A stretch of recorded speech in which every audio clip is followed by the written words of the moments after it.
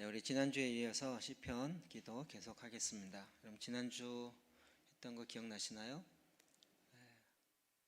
그래도 넘어가겠습니다. 그래서 지금 네 번째 시편 기도. 우리가 이제 기도의 형태가 굉장히 여러 가지 있는데 수건을 비웃은 기도, 성령 안의 기도, 자유하는 기도. 사실 이게 같은 표현으로 지금 하고 있습니다.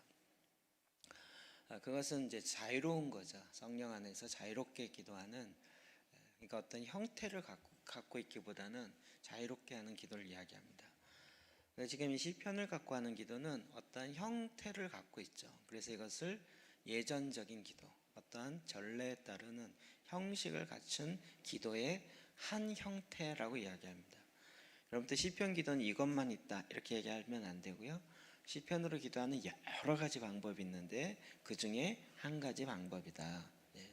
늘 시편 기도는 이렇게 하는 거야 라고 마치 이것이 절대적인 것처럼 그렇게 얘기하지 마십시오. 여러 가지 시편으로 기도하는 것 중에 한 형태입니다. 초대교회 이후로 계속 이 시편으로 기도하는 것은 예전적 기도, 어떤 자 이제 예전적이다라는 말에 여러분 좀 익숙해지면 좋겠습니다. 예전적이다. 저희 교회 주일날 예배는 예전적인 예배가 아니죠. 예전적인 예배는 주로 이제 우리가 흔히 얘기하는 묵찬, 기찬, 설기찬 하는 게 어떤 형식을 정하는 거죠. 그 자체에도 다 의미가 있습니다. 들어가면서부터 시작해서 하는 어떤 형태가 딱 정해져 있고 그 형태 안에서 하는 예배를 예전적 예배. 저희는 물론 이제 시편 읽고 찬양하고 말씀하고 기도하고 또 이제 축도가 끝나는 이런 형태가 있긴 하지만 그 안에서 굉장히 자유롭게 하는 좀 자유로운 형태의 예배인 거죠. 어떤 것이 옳으냐 이런 질문을 하지 마십시오. 타락한 본성에서 나오는 질문입니다. 무엇이 옳으냐 그르냐 이렇게 질문 자체가 잘못됐다 그랬습니다. 질문은 어떻게 해야 된다고요? 생명력이 있느냐로 질문을 하셔야 됩니다. 이해되셨죠? 그러니까 아무리 우리가 자유로운 예배를 한다 할지라도 생명력이 없으면 오히려 더 혼탁하게 되는 거고요. 정말 틀에 박힌 딱 예전적인 예배를 한다 할지라도 생명력이 있으면 그 예배는 정말 기쁨으로 하나님과 참여하는 모든 사람의 하나님의 말씀과 임재를 누리게 되는 거죠. 그러니까 무엇이 옳으냐 이런 접근보다는 생명력이 있느냐. 이해되셨죠? 그래서 이 시편으로 하는 기도는 예전적 기도의 한 종류로 간주됐습니다. 초대교회 사도로부터 시작해서 이걸 깨달게 되어지고 물론 그 사도들도 다 구약부터 계속 내려와서 있었던 그들의 전통 안에 또 주님이 예수님께서 그 말씀의 본체이고 실체이고 생명이시고 산떡이시고 생명수인 그 예수님께서 그들에게 그것을 실제로 맛보게 하였고 그것을 경험한 사도들에 의해서 더 심화되어서 가르치게 된 거죠. 자, 그렇다면 이렇게 예전적 기도는 무엇일까? 우리가 매번 모일 때마다 혹은 하루에 이렇게 7번씩 하는 기도, 이런 것에 대한 성경적 근거는 무엇일까? 우리는 그것을 이제 말씀을 통해 좀 찾아볼 필요가 있습니다. 여러분 이것이 많이 들어봤을 내용이고 또 저도 많이 이야기했던 부분입니다. 이렇게 예전적 예배의 성경에서 나오는 근거는 요한계시록에 나오는데 이것이 바로 하늘에서의 예배 유형, 하늘에서 하나님을 예배하는 그 예배의 유형이 바로 이렇게 되어 있다는 것을 요한계시록을 통해서 볼 수 있는 거죠. 요한계시록 4장 8절과 10절을 한번 읽어볼까요? 시작. 그들이 밤낮 쉬지 않고 이르기를 거룩하다 거룩하다 거룩하다 주 하나님 곧 전능하신 이요 전에도 계셨고 이제도 계시고 장차 오실 이시라 하고 24 장로들이 보좌에 앉으신 이 앞에 엎드려 세세토록 살아계신 이에게 경배하고 자기의 관을 이르되 계속 뭐라고 찬양하죠? 거룩하다 거룩하다 거룩하다. 이거 지금 언제부터 하고 있다고요? 창세전부터. 언제까지 할 거라고요? 영원토록. 성경 창세기로부터 지금까지 지난다음에 우리가 대충 그냥 이제 4,000년 본다 그러면 거룩하다를 지금까지 몇 번 했을까요? 계속 그 거룩함. 그러니까 우리는 자꾸 뭔가 왜 거룩함을 찬양해야 되는지 이유를 달아야 되고 뭐 이렇게 뭐 이런 어떤 습관들이 있잖아요.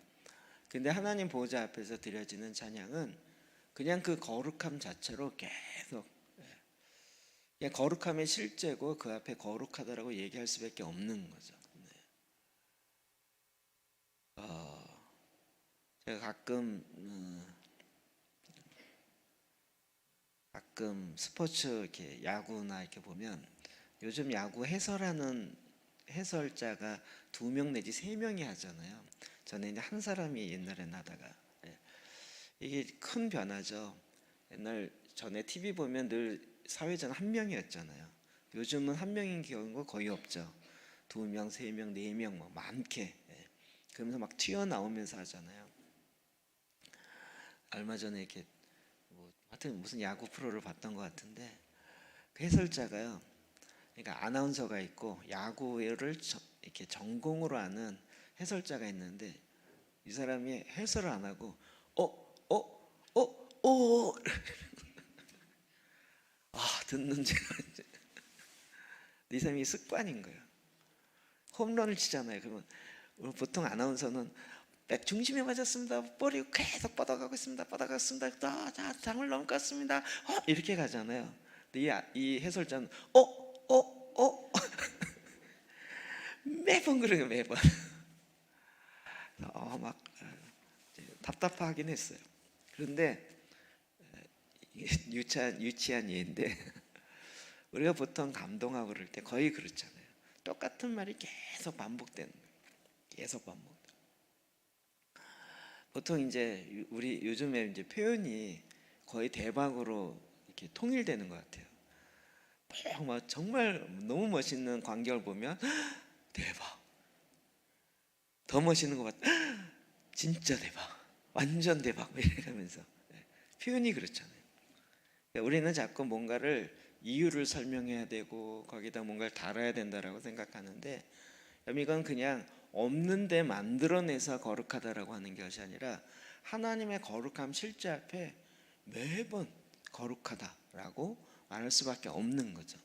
이게 하늘에서 드려지는 예배라는 거예요. 거룩하지 않는데 그 앞에 서서 거룩하다, 거룩하다 하루 종일 이거 하려면 진짜 이건 고역이겠죠. 근데 그것이 아니라 하나님의 실제 앞에서 드려지는 그 거룩함을 그냥 고백하고 찬양하는. 그러니까 어떤 면에서 새로운 단어나 새로운 용어가 필요한 것이 아니라 계속 같은 말이 반복되었다는 거예요. 그럼 우리가 이런 부분이 참 어려워하는 것은 이게 이제 서방 기독교의 서방의 영향을 받아서 그렇죠. 서방은 어디 중심으로 갔다 그랬죠? 머리 중심으로. 머리 중심으로. 그러니까 뭔가 새로운 깨달음, 새로운 지식, 새로운 이해 이게 많이 필요했던 거예요. 그 안에서 우리는 나고 자라고 배우고 계속 살다 보니까 뭔가 이해돼야 된다. 깨달아져야 된다라는 어떤 전제를 딱 갖고 있는 거죠. 그러나 성경을 보면 하늘에서의 예배는 그냥 같은 말의 반복이었어요. 의미 없는 말의 반복이 아니라 실제에 대한 반복이라는 거죠. 그것과 함께 또 하나는 요한계시록에도 나오죠. 10절에도 위에 보면 경배하고 자기의 관을 보좌 앞에 드리며 이르되 그 앞에 경배했다. 요한계시록 11장 16절도 볼까요? 시작. 하나님 앞에서 자기 보좌에 앉아있던 24장로가 엎드려 얼굴을 땅에 대고 하나님께 경배하여. 천상에서 예배 보면 또 한 가지가 경배했다는 거예요. 어떻게 해요? 엎드려서 얼굴을 땅에 대고 우리가 경배하는 그 모습 그대로. 그러니까 이 두 가지가 계속적으로 반복하면서 하나님을 예배했다라는 그 천상에서 예배를 보게 되는 거예요. 또 요한계시록 7장 11절에도 모든 천사가 보좌와 장로들과 네 생물의 주위에 서 있다가 보좌 앞에 엎드려 얼굴을 대고 하나님께 경배하여.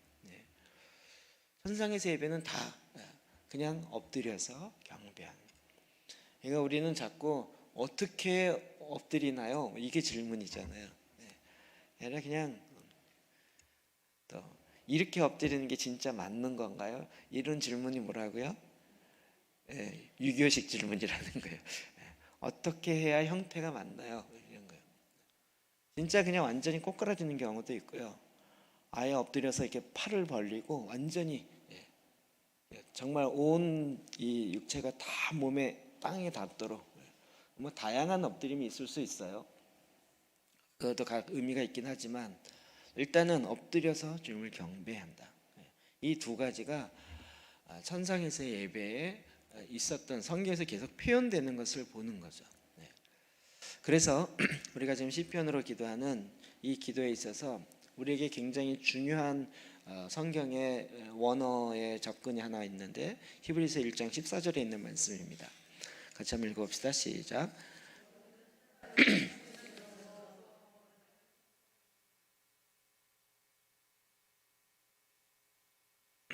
모든 천사는 섬기는 영으로서 하나님께서 천사를 왜 만들었다고요? 섬기라고. 근데 그 섬김이 성경은 두 가지 단어를 완벽하게 따로따로 쓰고 있어요. 우리는 그것을 그냥 한 단어로만 하고 있으니까 그냥 그 의미를 다 섬긴다 이렇게 돼 있지만 그 중에 헬라 원어의 섬김의 두 단어는 뭐냐면 첫 번째는 리터지아라는 단어예요. 하나님을 섬기다, 예배하다 같은 말을 반복하다라는 것이에요. 그러면 우리는 이런 경우에 굉장히 지루할 수 있겠다. 뭔가 자꾸 바꾸고 새롭게 해야 좀 신선하지 않을까?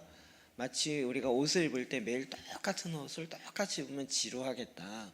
그러니까 좀 새로운 신선함을 줘야 되지 않을까? 뭐 이런 생각들이 우리 안에 습관 안에 있는 거죠.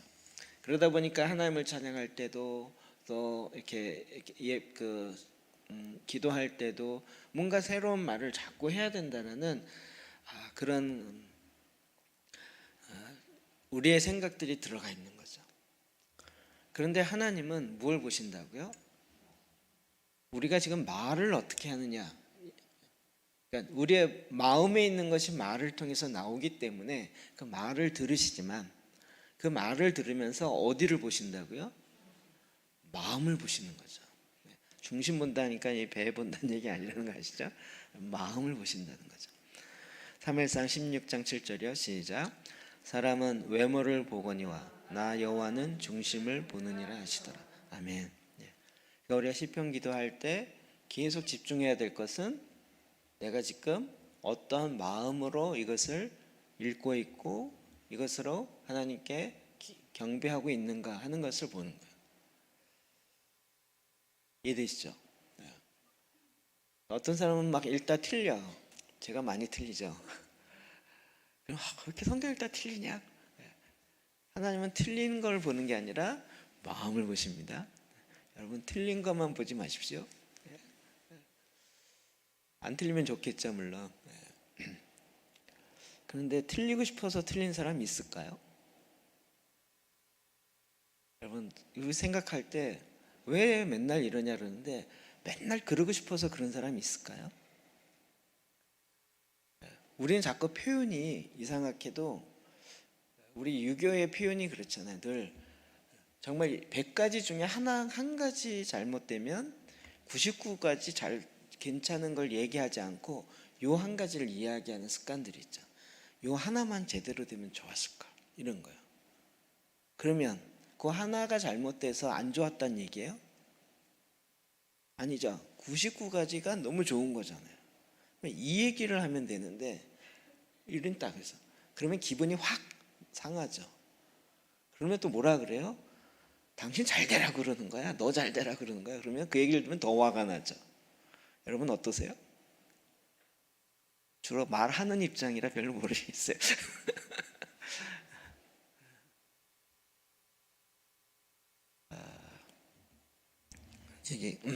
하나님은요 그 마음의 중심을 보시는 거예요. 우리가 지금 이거 할 때도 지난주도 얘기했죠. 어떻게 하느냐보다 더 중요한 것은 왜 하느냐.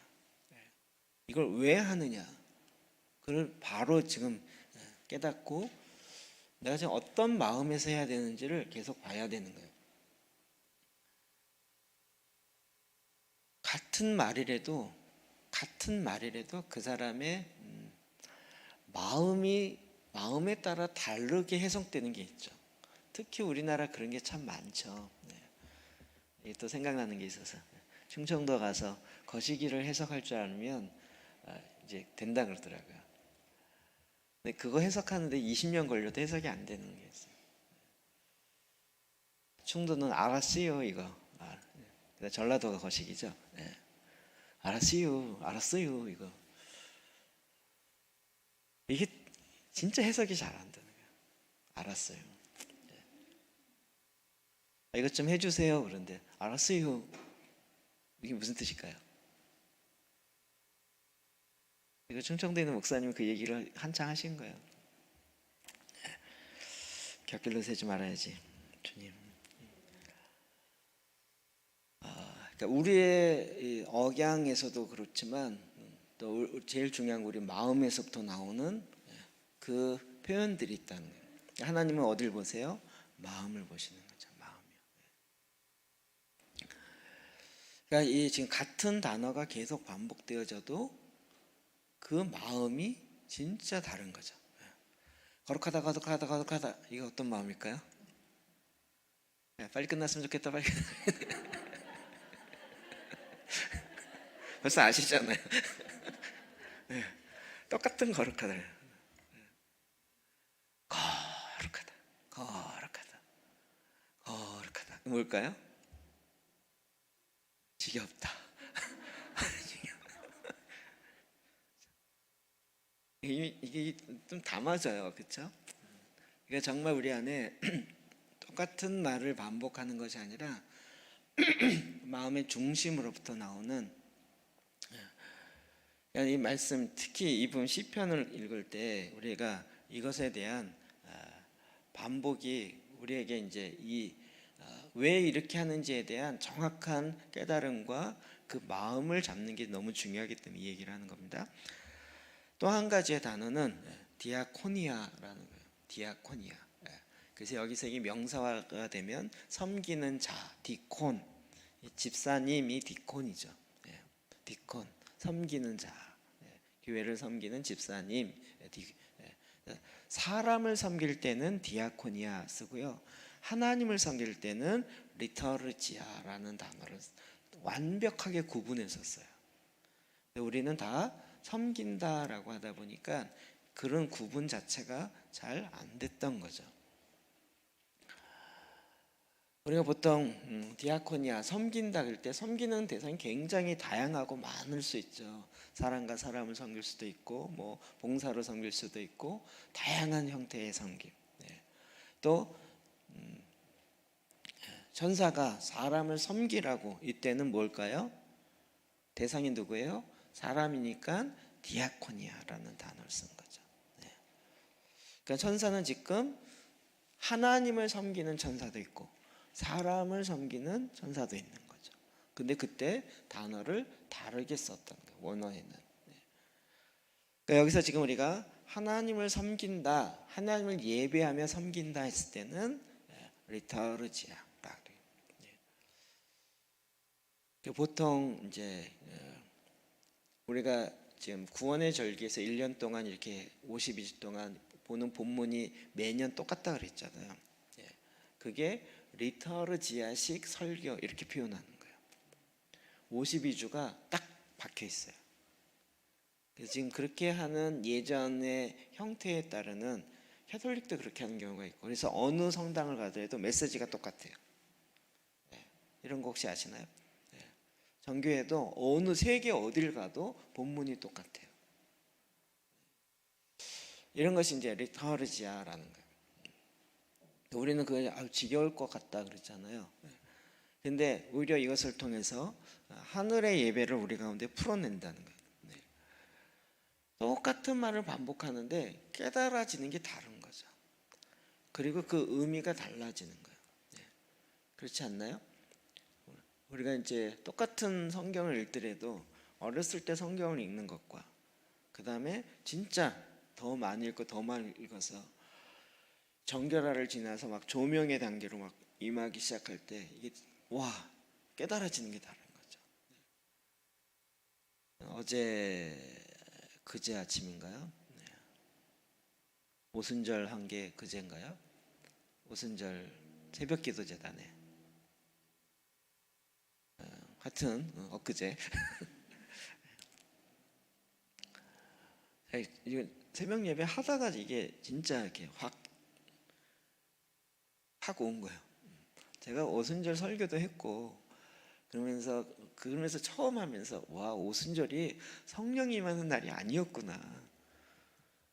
오순절 언제부터 하라고 했어요? 모세를 통해서 예, 모세 오경이 나온 거잖아요. 그럼 성령은 언제 임했어요? 신약에. 그럼 이 사이에 있었던 오순절은 도대체 뭘까요? 올 것을 예비하면서 하라는 거였어요? 아니고 뭐였죠? 오순절날 뭐가 임했어요? 시내산에서 하나님의 말씀이 주어진 그날이 오순절이라고 했죠.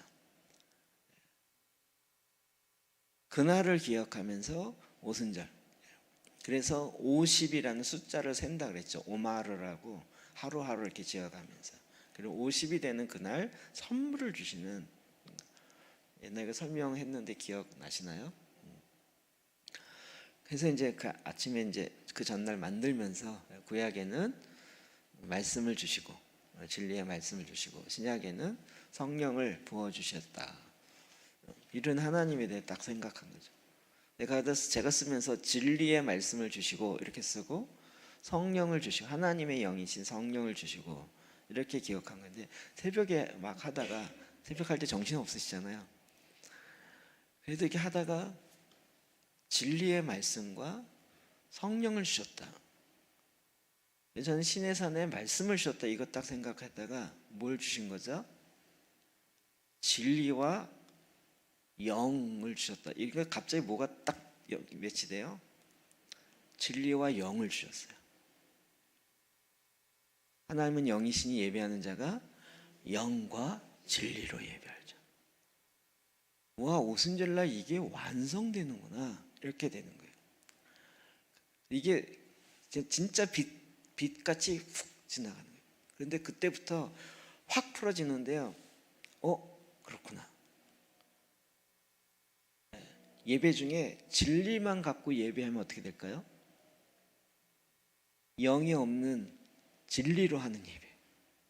진리죠. 근데 영으로만 하는 예배. 진리가 없이 영으로만 해요. 어디로 튈지 모르죠. 영과 진리로 예배하는 이때가 온다. 하나님 그 예배를 완성하신다. 이게 완전히 새롭게 오는 거예요. 그러면서 그랬구나. 너무 진리로 갔거나 너무 영으로 가갖고 아예 한쪽만 하는 것 자체가 문제였구나. 이게 또 훅 들어오는 거예요. 그래서 오순절날 하나님께서 우리를 하나님을 정말 제대로 예배할 수 있도록 영과 진리와 영을 우리 가운데 부어주신 거예요. 이제 더 이상 성령과 말씀이 안 싸워도 되겠죠. 오순절과 보수적인 단체가 안 싸워도 되겠죠. 이해 안 되세요? 이게 빛이 진짜 순간인데 한 순간에 훅 지나가는데요. 이게 갑자기 너무 강하게 확 오더라고요. 처음에는 예배는 어떻게 할지 몰라서 예배 그러면 늘 참석해야 되고 뭐 순서가 어떻고 처음 교회 가면 그거잖아요. 그러다 요한복음 4장 보면서 진정한 예배는 영과 진리로 예배하는 거래. 그리고 예배에 대한 이야기 제가 이게 초등학교 때부터 들었던 거와 중학교 때 들었던 거와 그리고 이제 예배 사역자 이런 얘기가 나오기 시작했어요. 예배 사역자 우리는 지금 흔히 쓰는 단어들인데 그 당시는 뭐 없었던 얘기잖아요. 그런데 이거 하나만 갖고도 역사에 진짜 많은 흐름이 있었잖아요. 그때마다 듣는 느낌과 어감이 굉장히 다른 거죠. 그러니까 똑같은 단어를 똑같이 반복하는 것 같지만 하나님께서 그때그때마다 주시는 게 다른 거죠. 이 얘기를 왜 하냐? 똑같은 것을 반복하기를 두려워하지 말라는 거예요. 오히려 예전적 예배는 똑같은 것을 계속 반복함으로써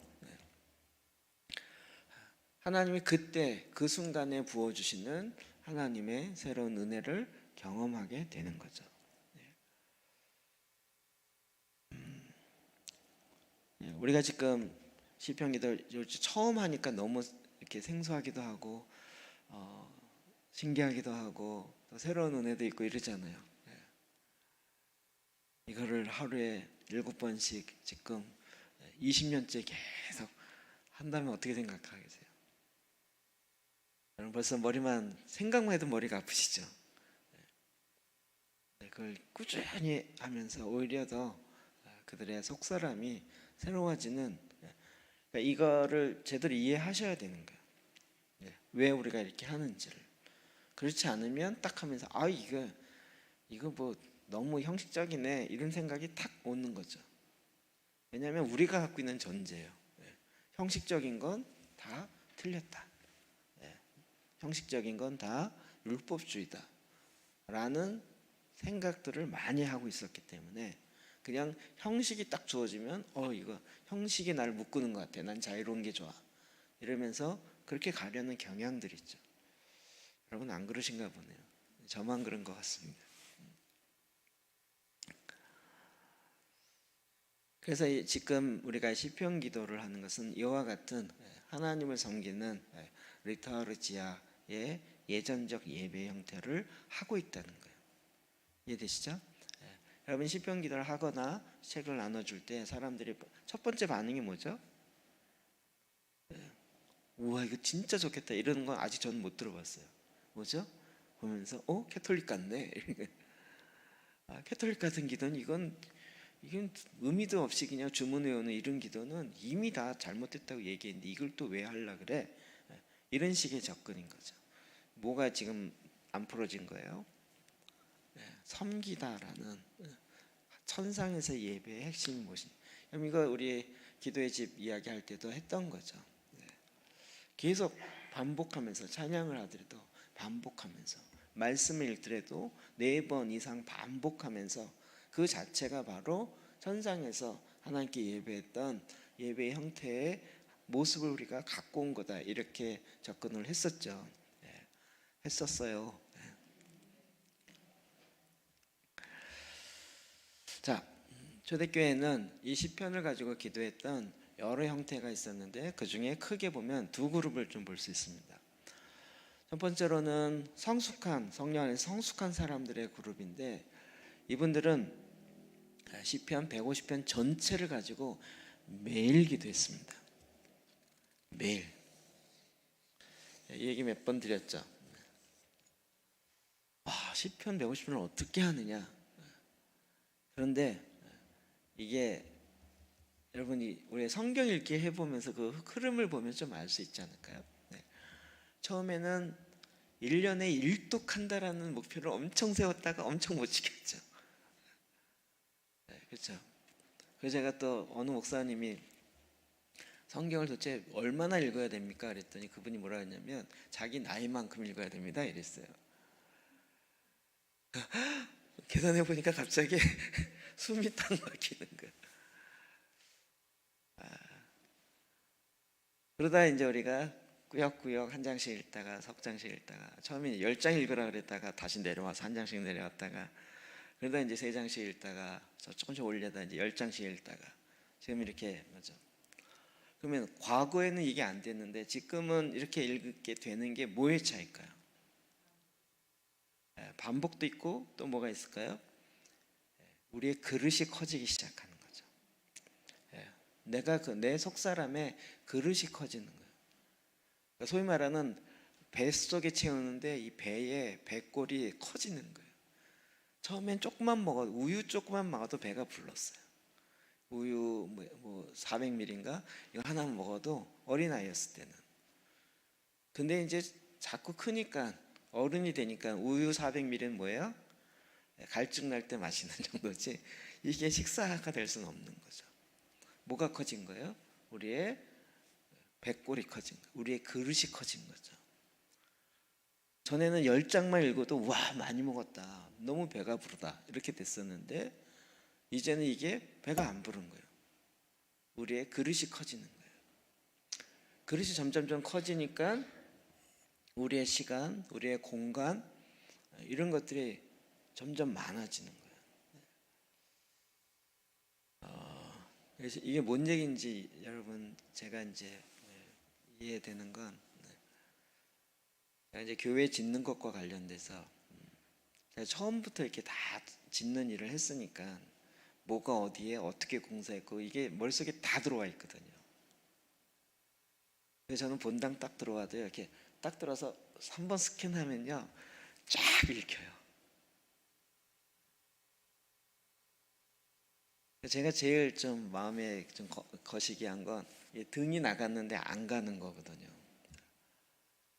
한번 딱 보면 등이 어디가 나갔네가 이게 몇 초 걸리겠어요.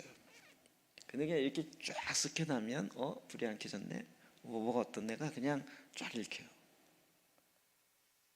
근데 어떤 사람은 이게요 3년 있고 5년 있어도 등이 꺼졌는데 그게 안 보여요. 이게 뭔 차이일까? 제가 전에도 그 얘기 많이 들었어요. 제발 교회 하면 부목사처럼 생각하지 말고 담임 목사 마인드로 하라고. 근데 제가 부목사 할 때는 그게 안 보였어요. 근데 제가 하다 보니까 이게 진짜 보여요. 아침에 와서 딱 교회를 한 바퀴 딱 돌아보면 따다다닥 이렇게 보여요. 근데 그게 안 보이는 사람은 진짜 10년이 돼도 안 보이는 경우가 있더라고요. 그럼 뭐의 차이일까요? 저는 계속 이걸 봐오고 또 직접 하고 직접 달고 그러면서 계속 그릇이 커진 거죠. 처음부터 계속 봐왔기 때문에 그릇의 차이라는 거예요. 이해되시나요? 성경 말씀도 계속 우리의 그릇을 넓혀야 되는 거예요. 나는 집중력이 약해, 나는 뭐 나이가 들어서, 아니에요. 그릇의 차이예요. 우리가 성장할수록 주님을 향한 갈망으로 더 일어나는 거예요. 그런데 이 성숙한 그룹은요 시편 150편을 매일 읽는 게 시작이에요. 시작이에요. 그리고 나서 또다시 특별한 양식을 먹는데 시편 기도의 입문을 통해서 150편을 일단 읽고 그리고 나서 그 외에 다른 말씀들을 더 먹기 시작하는 거예요. 자, 이제 이 흐름을 좀 알 것 같아요. 흐름을 보통 어떻게 읽냐면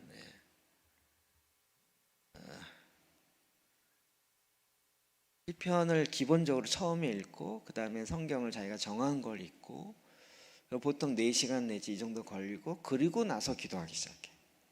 우리가 얘기하는 수건을 벗은 기도, 자유함으로 하는 기도를 서너 시간을 성경을 읽고 나서 기도해요. 꼭 이렇게 해야 된다 이거 아니라 그랬습니다. 그렇게 안 하셔도 괜찮아요. 처음부터 기도할 수 있고 다양하게 할 수 있어요. 그런데 이제 한 예를 지금 들어서 설명을 드리는 거예요. 이게 초대교회 영적 아비들을 이걸 계속 해왔기 때문에 성령 안의 기도와 자유하는 기도가 항상 매일 4시간, 3시간에서 4시간 말씀을 읽고 그거 위에서 기도하기 시작하니까 그 흐름을 벗어나지 않겠죠. 그 흐름과 같이 가겠죠. 그러니까 이 성경을 읽고 기도하는 게 얼마나 중요한지를 알 것 같아요. 그래서 몇 시간 동안 집중했는데 여기서 전에 이제 아들 박사님이 이야기했던 책별로 도서관이다 이런 것들이 이제 조금씩 초대교회 성경 읽기, 초대교회 영적 여정이라는 그 자료집에 나온 책에 나오는 성경 초대교회 성경 읽기 그 12가지 방법과 또 그 읽기 중에 여러 가지 자세 중에 성경의 제목을 정해라 이거 기억나시나요? 66권의 원래 성경은 제목이 없었다고요.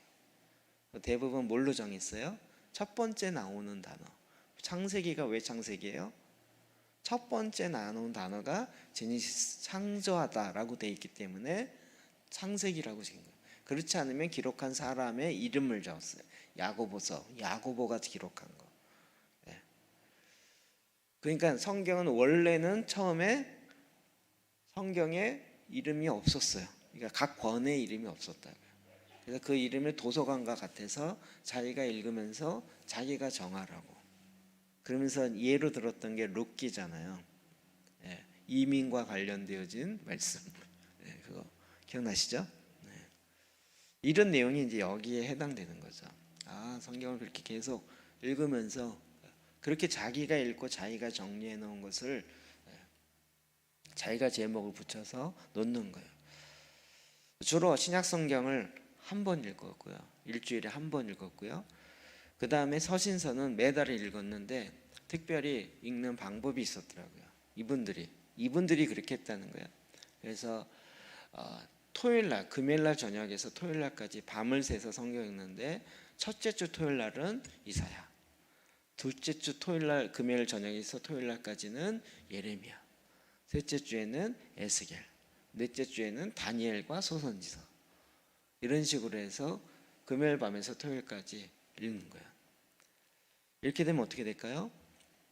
여기서 또 나오는 얘기 아시겠죠? 그 말씀을 기록한 이사야의 영과 교통하는 일이 나온다는 거죠. 한 권을 다 읽었어요. 시편 150편 하고 그릇이 커진다는 거예요. 그릇이 커졌어요. 그릇이 커져요. 그러니까 그 말씀을 기록한 그 영과 함께 교제하는 게 가능한 거죠. 그러니까 우리가 예언과 관련돼서는 어떻게 해요? 예언서를 많이 보는 거예요. 선지서를. 이것도 제가 이해되는 건 우리는 자꾸 무슨 기름 부음 받기를 원해서 어떤 기름 부음이 강력한 사역자에 가서 기름 부어 달라고 그러는데 그보다 더 좋은 건 뭐예요? 성경에 그 기름 부으심이 강력한 그 성경의 말씀을 끊임없이 읽는 거예요.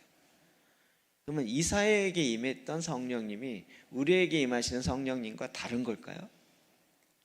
아니겠죠? 그렇게. 그래서 말씀 속에서 오는 그 기름 부으심을 받기 시작하는 거예요. 여러분 예언의 영을 받기 원하십니까? 그러면 예언서를 많이 읽으시라는 거예요. 그러니까 이해되시죠? 특별히 시편을 많이 읽으면 어떻게 될까요? 시편을 많이 읽으면 다윗의 기름 부음, 다윗과 같은 레벨이 돼요. 그렇지 않을까요?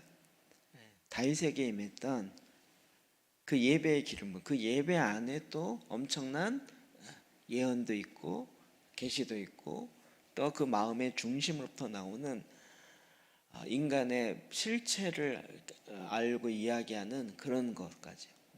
그가 범죄했을 때 우리가 그렇게 많이 읽을 때 시편 51편.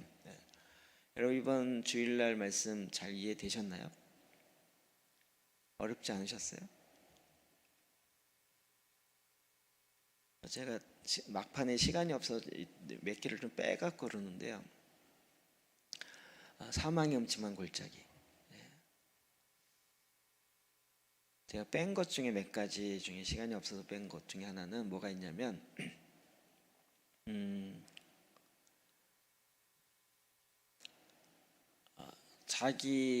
그러니까 다른 사람과 이야기할 때 자기가 정말 말씀에 근거했고 100% 울어요. 근데 상대방이 이야기하는데 이 말씀에 근거해서 자기의 경험과 모든 걸 비교해서 이 사람이 얘기가 틀렸어요. 자기가 맞아요. 그런데 사망의 음침한 골짜기를 경험하는 사람은 어떻게 해야 되냐면 자기 거를 버려요. 그리고 틀린 것 같은 이 사람의 말을 내가 받아들여요. 그래서 그의 입장으로 그의 말을 귀 기울여 듣다 보면 나에게 없는 그에게 하나님이 정말 조그마한 것이라도 진짜 99% 틀리고 1%라도 하나님 주시는 그것을 받게 된다는 거예요. 그래서 사망의 음침한 골짜기를 간다. 제가 이걸 왜 뺐을까요? 제가 한 번도 안 해봤어요. 너무 어려운 거예요. 그리고 그 말을 가지고 이제 그동안 만났던 만남과 이런 걸 쭉 생각해 보니까 그걸 좀 알 것 같아요. 우리가 보통 아이들과 얘기할 때 어떻게 하죠? 부모의 입장이나 어른의 입장에서 보면 애가 틀렸잖아요. 야, 그렇게 하면 안 돼. 그렇게 하면 안 돼. 이게 어른들의 아주 독특한 그 일방적인 얘기죠. 근데 이 애기들이 뭘 좋아해요? 지금 자기가 뭔가를 하고 싶은데 그 마음이 뭔지를 알아주는 거예요. 그 마음을 뭔지를 읽어내는 거예요. 그거를 같이 하면 거기서 정말 그 아이에 있는 마음 속에 뭐가 있는지가 이렇게 읽혀지는 거죠.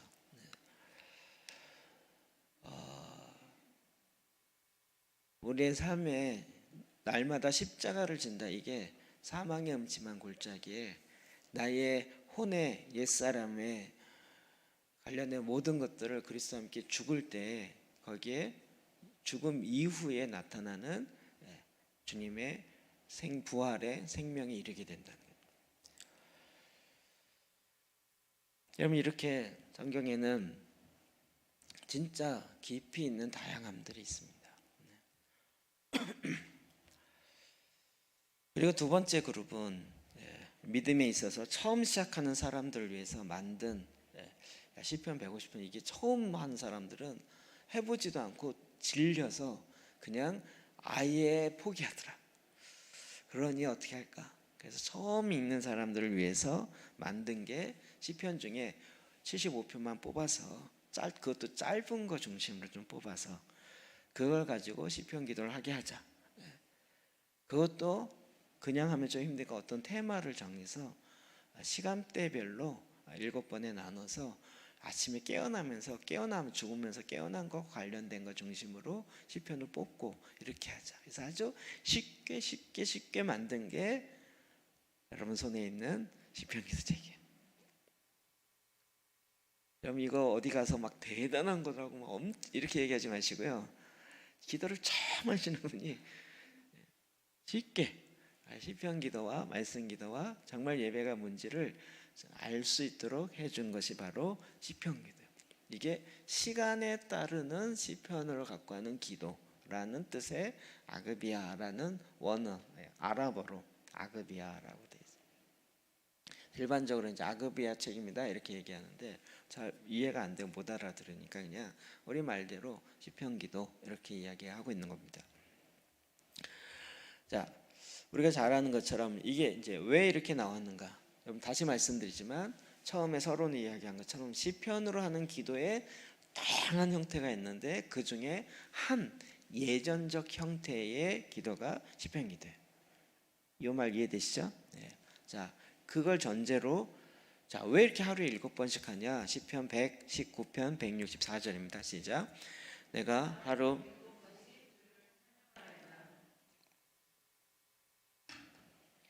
이 말씀에 근거해서 하루에 7번씩 찬양합니다 라고 하는 거예요. 또 신약에도 보면 시편 누가복음 18장 1절이요. 항상 기도하고 낙심하지 말아야 할 것을. 항상 기도할 수 있도록. 이렇게 항상 기도할 수 있도록 어떤 포맷을 만든 거죠. 그게 이제 시편 기도의 형태를 갖게 된 거예요. 이게 제가 계속 이걸 보면서 놀라는 건 저는 이런 걸 이제 만들려고 해봤잖아요. 이게 그냥 탁 보고 그러네 저러네 이렇게 얘기하긴 되게 쉬운데 만들기에는요 진짜 엄청난 수고가 들어가요. 우리 지금 저 위에 나무 위에 집 지으려다가 그건 안 되고요. 그냥 뭐라죠? 원두막 하나 졌거든요. 일단 가보십시오. 끝나고 아직 이제 색칠만 하면 되는데 여러분 이렇게 하면서 이거 왜 이래 이렇게 쉽게 얘기하잖아요. 저거 짓기 위해서 진짜 엄청난 수고 엄청난 노력과 우리가 보기에 이건 왜 이렇게 있어? 이렇게 한마디 할 수 있는데 왜 이게 나무에다 이렇게 지지대를 하고 박았어? 나무 줄게 이렇게 얘기할 수 있잖아요. 예. 여러분 나무에 지지 안 하고 한번 만들어 보세요, 여러분이. 쉽지 않은 겁니다. 제가 천장할 때 진짜 천장하는 게 제일 어렵거든요. 우리 정말 한 집사님이 천장 위에 올라갔고요. 머리를 거꾸로 이렇게 내려와서 이렇게 해서 거의 매달려서 이렇게 나사 받고 했거든요. 목숨 걸고 한 거예요, 천장에. 여러분 뚝 보면서 왜 비닐을 올렸어? 이럴지 모르지만 그걸 만드는 입장에서는 음식도 마찬가지잖아요. 먹는데 5분 10분이면 되지만 만들기까지의 과정은 긴 여정인 거잖아요.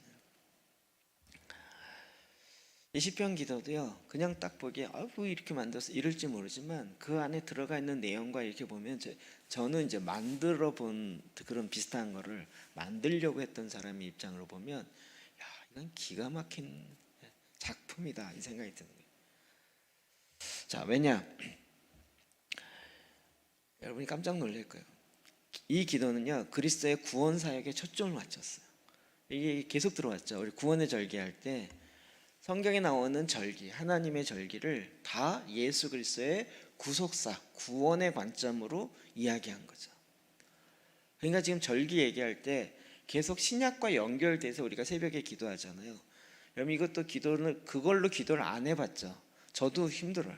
만들기도 힘들고요.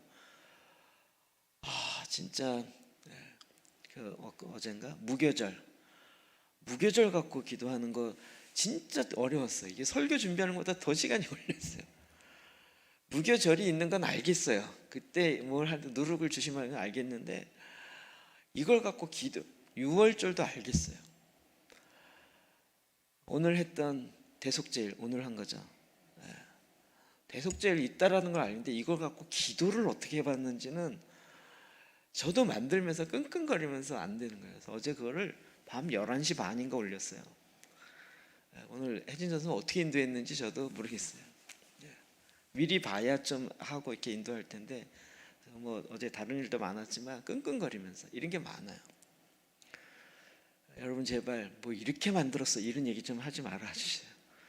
그럼 제가 속에서 이런 나기 말 그러면 당신이 만드세요 이런 말이 훅 나오고 싶은 농담입니다. 구원의 관점으로 이야기한 거예요. 그러니까 지금 예수님이 오셔서 하셨던 구원의 관점 뭐죠? 예수님이 이 땅에 성육신 하시고 그리고 십자가에서 고난의 기간을 가시고 죽으시고 부활하시고 승천하셔서 다시 오신다.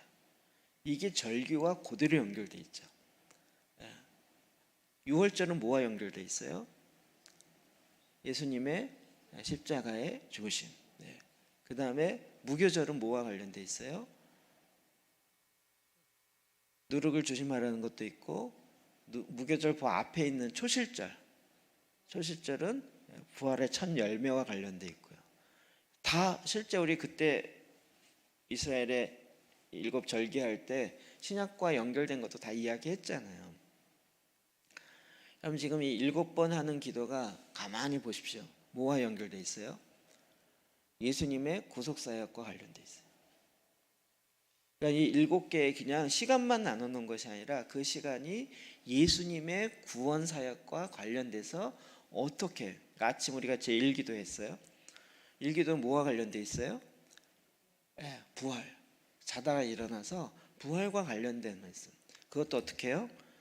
여러분 조사했을지 모르지만 모든 시편 각 시마다 12개의 그 주제에 맞는 시편을 찾아가지고 그것도 짧은 걸로 시편 12개를 놓고 그것과 관련된 신약의 성경을 놓고 여러분 이거 찾아내는 것만 하더라도 대단한 근데 그걸 또 이렇게 배열해 놓고 또 너무 길면 긴 것에 실족할까 봐 짧은 것 찾아놓고 그리고 그것도 신약과 연결하고 그 다음에 앞에 서론 붙이고 또 뒤에 결론 붙이고 그러면서 또 뭐 마치는 기도 끝나는 기도 많잖아요.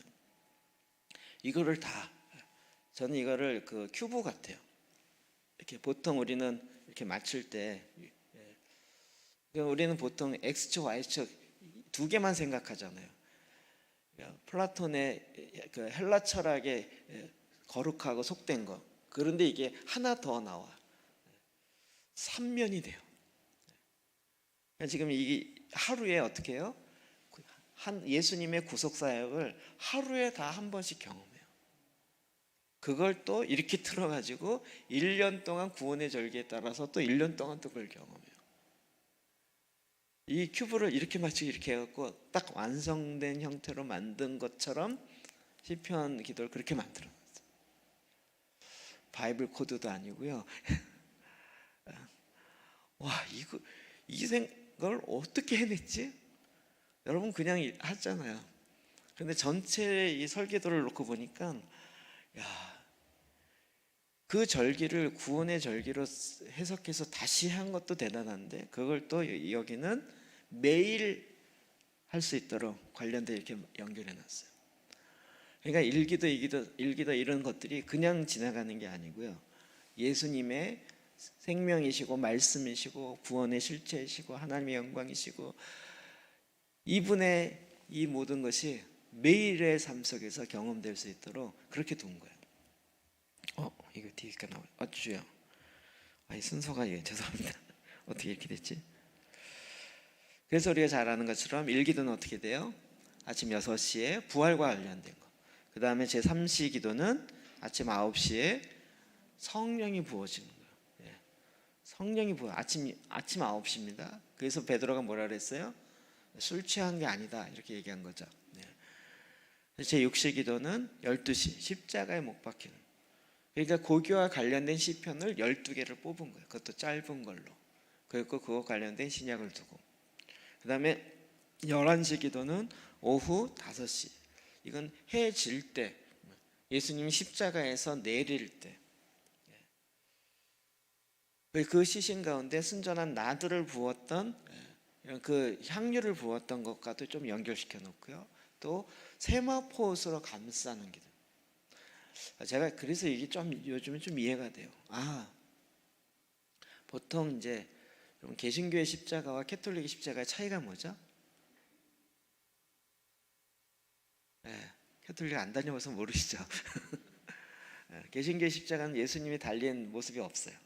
캐톨릭은 대부분 다 예수님이 실제로 이렇게 달려있는 십자가에 대부분 달려있는 형태. 물론 이제 그거 아닌 경우도 있지만 제가 지난번 농담 비슷하게 얘기한 거 들렸잖아요.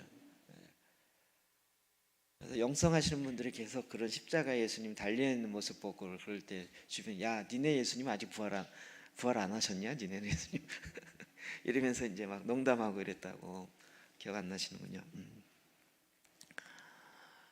그런데 그게 우리는 예수님 부활하셨기 때문에 예수님 십자가에 달려 계시면 안 된다. 이것이 이렇게 생각하잖아요.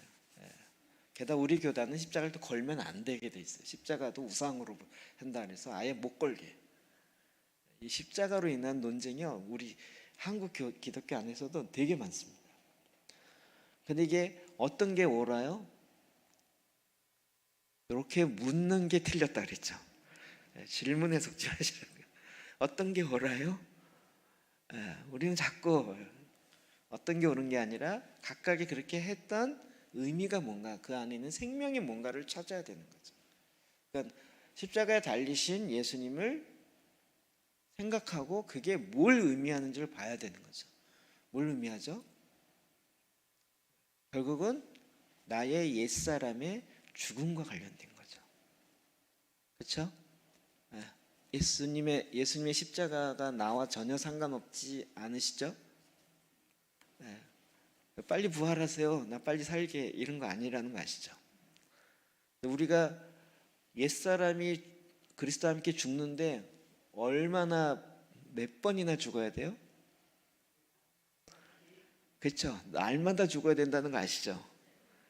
하루라도 안 죽으면 불뚝불뚝 나온다는 거 아시죠? 그러니까 계속 주님의 십자가의 죽으심을 보면서 나의 죽음을, 옛사람의 죽음을 보는 거예요. 뿐만 아니라 매장되어짐. 여기가는 오후 6시인데 이제 해가 지는 그러면 이게 1세기는요 전기가 없잖아요. 예. 그러니까 해가 지면 집안에 호롱불인데 그것도 밤새 켜놓는다는 건 지금의 상황은 다른 거죠. 그래서 이제 대부분 해가 지면 정리하고 자는데 이게 바로 잠든다. 이거를 작은 죽음. 즉 내 인생이 유한하다. 나에겐 죽음이 있다라는 걸 늘 기억하게 했다는 거예요. 그 차원에서 오후 6시에 기도를 한 거죠. 제가 어제 아침인가도 이렇게 하다가 뭐였죠? 나팔절. 이게 딱 마음에 오더라고요. 나팔절을 부를 때 신년이 돼서 부은 것도 있지만 성경에 보면 신약 성경으로 보면 뭐가 더 많아요? 주님이 다시 오실 때 마지막 나팔. 그리고 이 7번째 나팔이 또 여리고성을 무너뜨릴 때 이 연결되는 거예요. 하루에 한 바퀴씩 해서 6바퀴 돕고 마지막 7바퀴째 7바퀴 도는. 이 7바퀴 도는 건 또 계시록에 가면 뭐랑 연결된다 그랬죠? 7번째 나팔 안에 있는 7대접. 이게 진짜 딱딱 맞죠? 그러니까 나의 죽음을, 그러니까 나팔이 부러질 때 이중적 의미가 있는, 주님이 오신다라는 마지막 그 나팔에도 뭐가 있어요? 심판이 있고 그리고 승리가 있고. 여리고성을 보면 그렇죠. 마지막에 7바퀴 오면 나팔을 불 때 누구에겐 심판이에요? 여리고성 안에 있는 사람들에겐 심판이고, 그것을 돌고 마지막에 외쳤던 사람에게는 승리가 되는 거죠. 이렇게 구약이 신약에 있는 모형이라는 거 확실하죠. 확실하죠. 이걸 통해서 오늘날 우리가 그걸 기억하는. 근데 우리는 그런 기억을 안 해요. 내가 진짜 영원토록 살 거라고 생각하고 그리고 생각하고 진행을 해요. 그러니까 늘 내가 내 인생에 작은 죽음, 잠자는 일이 있다라는 걸 생각해야 돼요. 제가 이거 하다가 또 깨달아진 거예요.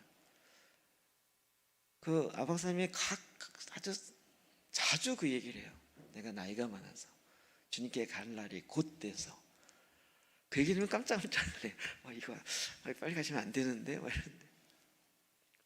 근데 이게 제 12시 기도에 이걸 늘 기억하고 늘 그걸 전제로 살고 있는 거구나. 빨리 주님께 가겠다라는 게 아니라 제 해석이에요. 이걸 기억하고 있는 거구나. 그렇잖아요. 여러분 중에서 안 죽을 사람 누가 있어요? 안 죽을 사람 누가 있어요? 늘 기억해야 되는 거죠. 그래서 6시 기도. 그리고 이제 자정 기도. 이거는 밤샘 기도라 그러는데 12시에, 오후 12시에 깨어있다라는 것을 표현한다는 거예요. 깨어있다. 이런 기도 시간들을 쭉 가져왔던 거예요. 여러분 시편 기도 진짜 제 표현을 하면 머리 쥐나게 해서 만들어지는 느낌이 오지 않으세요? 그냥 이렇게 나온 게 아니구나. 어느 한 사람에 의해서 툭툭 된 건 아니었구나라는 거죠. 이 기도를 어떻게 해야 됩니까? 일정하게 꾸준하게. 만약에 이게 너무 많아서 힘들다 그러면 거기에는 시편이 12편이 있으니까 6개만 하세요. 이렇게 하라고요. 아예 앞에 서론에 있는 거 빼고 뒤에 있는 거 다 빼고 시편만 갖고 하세요. 아예 처음 하는 사람, 아예 성경 읽는 거 자체가 너무 힘든 사람, 그냥 진짜 이유식 먹이듯이. 그래서 아예 시편 5편씩만 그 시간 따라 읽기 힘들면 그냥 하루에 5편씩. 근데 어떻게 해요? 작게 시작해서 꾸준하게 하라는 거예요. 그리고 이 분량을 점차 늘려가면 된다는 거죠. 그러니까 여러분 저거 시편하면서 제가 자꾸 이야기한 거, 우리나라 사람이 갖고 있는 이 유교적 틀 때문에 요대로 해야 돼, 요대로 안 하면 효과가 없어, 이런 이런 얘기가 툭툭 나오거든요. 근데 그렇지 않아요. 뭘 보신다고요? 그대로 안 해도 효과 있습니다. 그대로 안 해도 은혜가 있고, 어떤 형태라는 것에 너무 집중하지 마시고요. 그러나 또 형태는 있어야 돼요. 그릇이 있어야 담아지니까. 그래서 이 시편을 갖고 할 때 다시 이런 취지와 이런 목적을 갖고 시편으로 기도하기 책이 있기 때문에 여러분도 이것을 할 때마다 그 마음으로 비추어서 진행하시면 좋을 것 같아요. 한 번 더 지금 해야 될 분량이 남아 있는데 그건 뭐 다음 주에 하든지 아니면 기회 봐서 다른 번으로 진행하도록 하겠습니다.